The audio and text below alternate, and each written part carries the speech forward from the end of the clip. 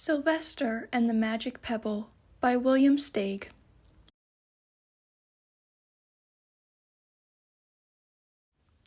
Sylvester Duncan lived with his mother and father at Acorn Road in Oatsdale. One of his hobbies was collecting pebbles of unusual shape and color. On a rainy Saturday during vacation, he found a quite extraordinary one. It was flaming red, shiny, and perfectly round like a marble. As he was studying this remarkable pebble, he began to shiver, probably from excitement, and the rain felt cold on his back. "I wish it would stop raining," he said. To his great surprise, the rain stopped. It didn't stop gradually as rains usually do. It ceased. The drops vanished on the way down, the clouds disappeared, everything was dry, and the sun was shining as if rain had never existed. In all his young life, Sylvester had never had a wish gratified so quickly. It struck him that magic must be at work, and he guessed that the magic must be in the remarkable-looking red pebble, where indeed it was. To make a test, he put the pebble on the ground and said, "I wish it would rain again." Nothing happened. But when he said the same thing, holding the pebble in his hoof, the sky turned black, there was lightning and a clap of thunder, and the rain came shooting down.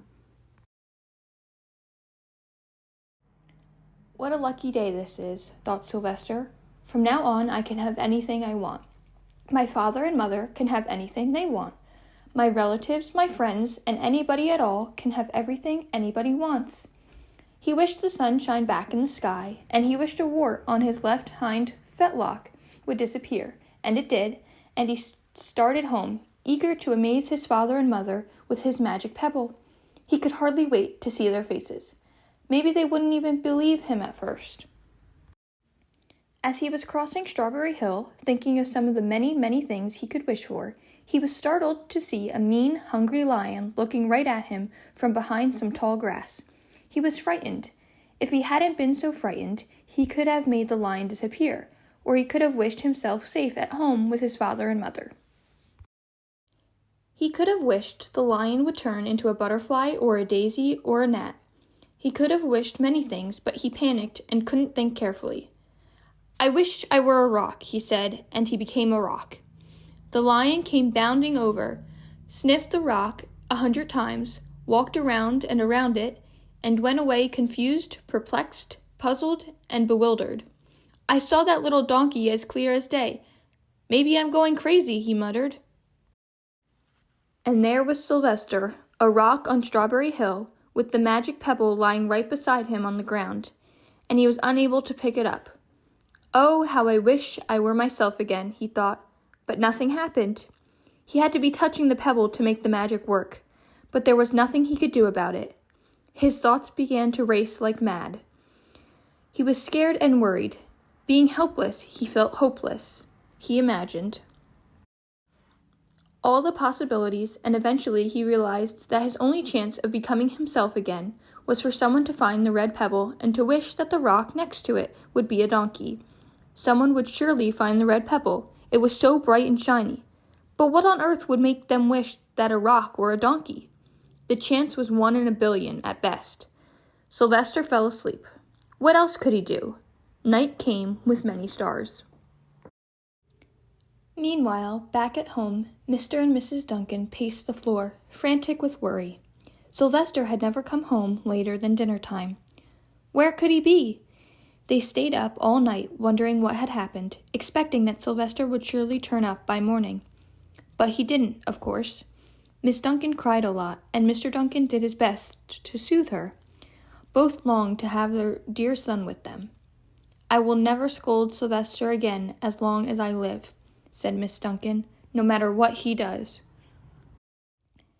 They talked to all the children, the puppies, the kittens, the colts, the piglets. No one had seen Sylvester since the day before yesterday. All the dogs in Oatsdale went searching for him. They sniffed behind every rock and tree and blade of grass, into every nook and gully of the neighborhood and beyond, but found not a scent of him. They sniffed the rock on Strawberry Hill, but it smelled like a rock. It didn't smell like Sylvester. After a month of searching the same places over and over again, and inquiring of the same animals over and over again, Mr. and Mrs. Duncan no longer knew what to do. They concluded that something dreadful must have happened, and that they would probably never see their son again, though all the time he was less than a mile away. They tried their best to be happy, to go about their usual ways, but their usual ways included Sylvester, and they were always reminded of him. They were miserable. Life had no meaning for them any more. Night followed day, and day followed night, over and over again. Sylvester on the hill woke up less and less often.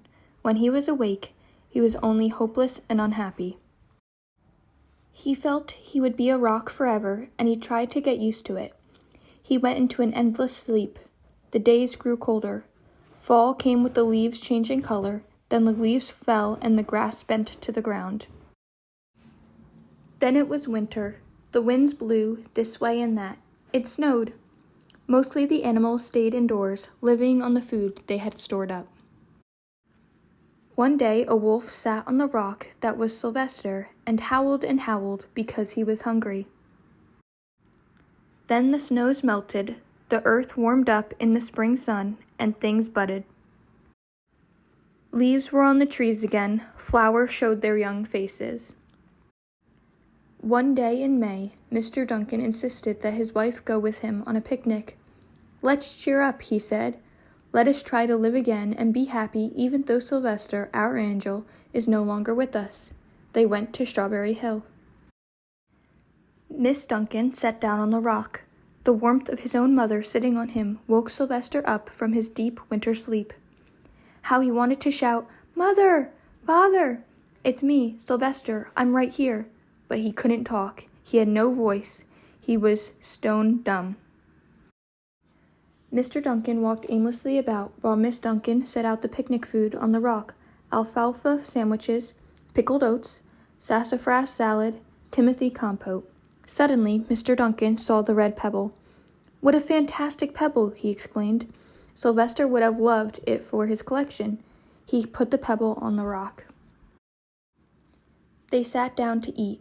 Sylvester was now as wide awake as a donkey that was a rock could possibly be. Miss Duncan felt some mysterious excitement.